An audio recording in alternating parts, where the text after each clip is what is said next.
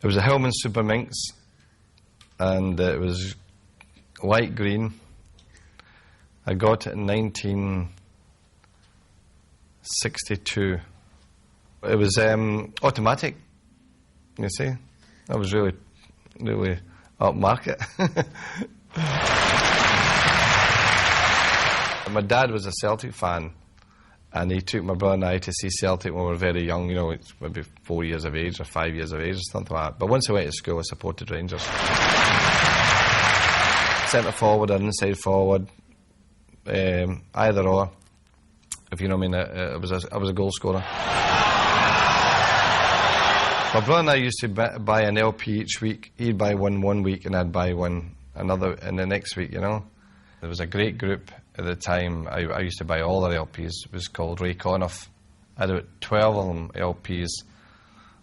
My brother had left them at the fireplace one night, and they all melted. He was popular. A toolmaker, fully trained toolmaker, could start tomorrow. I scored for Queen's Park my second game at Hampden Park against, I think it was against Alloa, with a header. I always remember that. I would be 16 then. We won 4-2. It's a little team we had in the street called the Govan Rovers, and I'm going to shock you, it was the Arsenal strip.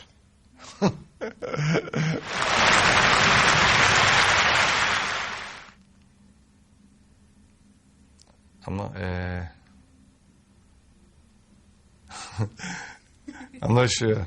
There was that many.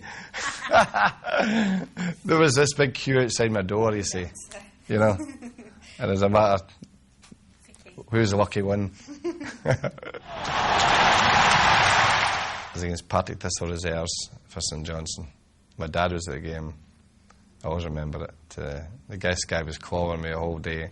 Eventually I had enough and I hit him one, and that was it, straight off. The first player I ever bought was a free transfer. His name was George Adams. It was £100. That was my first transfer dealing. I was given £2,000 to get 5 players 14 days before the start of the season, 1974. And the first player is a boy called George Adams, who's now the chief scout at Motherwell.